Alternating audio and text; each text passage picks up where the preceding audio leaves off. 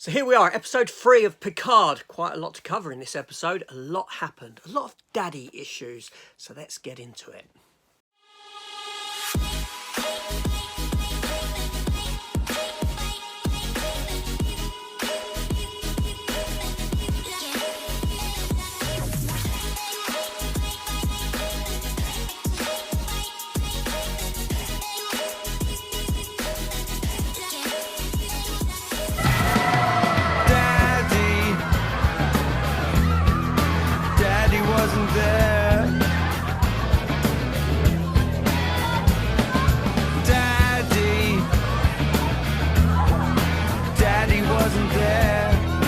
Take me to the fair.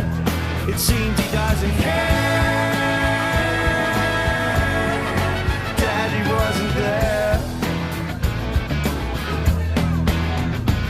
When I was first baptized, when I was criticized, when I was ostracized, when I was jazzercised, stacking kidney pies, when I was modernized, when I was circumcised. Daddy wasn't there to take me to the fair, to change my underwear.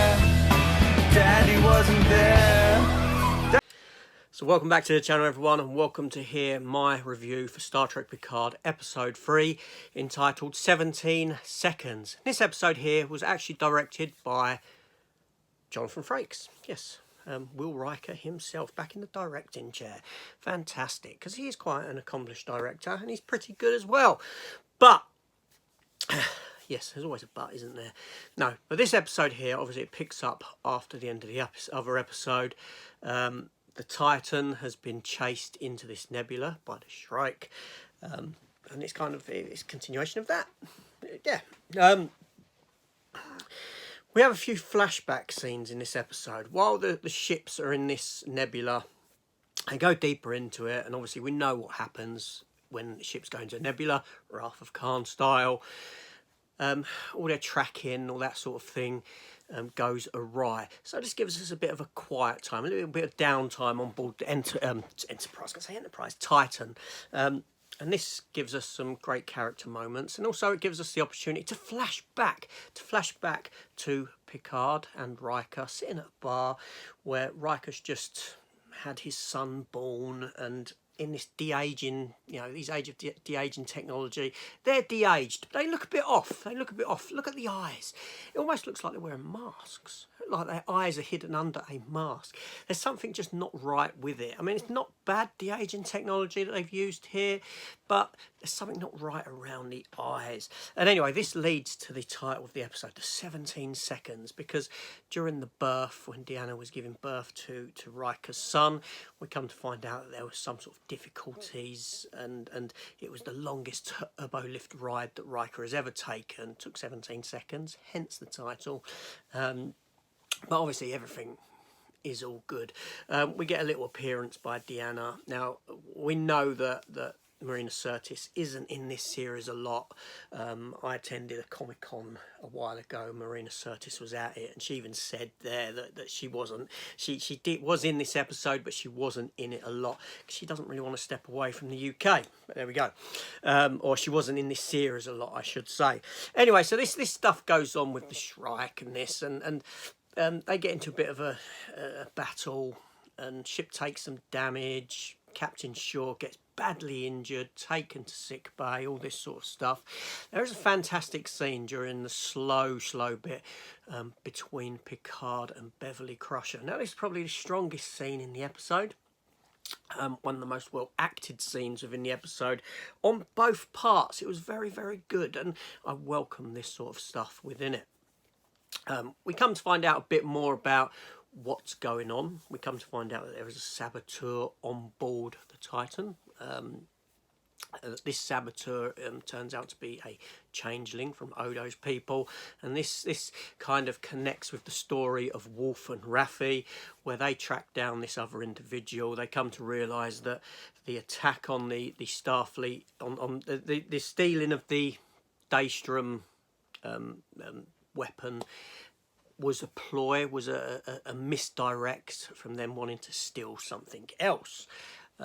It's probably where data comes into it and this sort of stuff.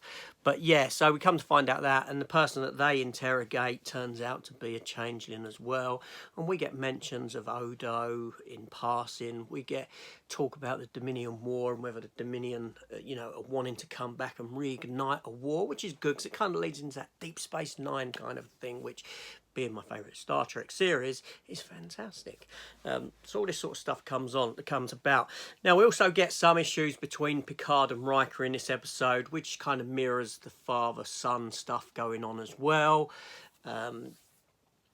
Being that Riker was underneath Picard, but now those tables have sort of turned on board this ship. Riker has to take charge of the ship. Picard wants to do things his own way. Riker wants to do it another way. This leads to a little bit of tension between these two individuals as well.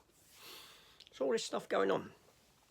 The episode kind of concludes with the Titan being hit by its own torpedoes, because the Shriek vessel has so many weapons on it. It has this weapon that will open up an interdimensional portal, essentially. So if you go through it, you come out of it there and all this sort of thing. Very similar to the weaponry used on the Starfleet place that was destroyed as well, which is a little bit of a connection there. And the Enterprise, the Enterprise again, I'm saying the Enterprise, it's just above me there. The Titan gets hit by its own weapons at the end, and it's falling into the middle of this nebula. But the nebula isn't necessarily a nebula. There's kind of a thing at the centre of it, a space anomaly, kind of black hole style kind of a thing, whatever you want to call it. I forget what term they use now. It's all up and down in my head, but there we go. I'm babbling on talking about this episode here. So does this episode work or doesn't it? That's the main thing. That's all the plotty sort of stuff out of the way. So let's talk about the episode and whether it works. Okay, so again, it was a good episode. It was a good episode. It runs for about 55 minutes. That's including the titles at the end. But it always takes a lull when it steps away to the Raffi story. It's kind of like stuff is happening on the starship and then it steps away. There was a point in this episode where I started thinking, you know what, not a lot has actually happened in this episode. Visually a lot has happened, because you've had these space battles and all this sort of a thing, but in the sense of it moving story forward, apart from the it coming out that there's another weapon that's been stolen, data, there's a what's the word I'm looking for? That there's a saboteur on board, the Dominion War, these kind of little snippets of story. The rest is very sort of filler. It's suffering from the same problems that the previous series of Picard has suffered from, and the previous seasons of Discovery as well. That sense is there. However, this is better. This is better than the previous seasons of Picard, I will say that. But that doesn't make it fantastic. It doesn't.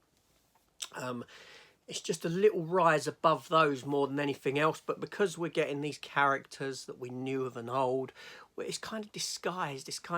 We're kind of tricked into believing that it's far superior than what it actually is. Now, there's no point in me talking about the aesthetic of the series. We know the aesthetic of the series is still very dark and dowdy, much like, that's the new aesthetic for Star Trek. We can't deny that. But on a whole, it was a decent episode in itself. I do see the issues. I do see the problems that this series is harbouring. They are very evident, but it's far better than anything that we've got previous from Picard in its past 2 seasons.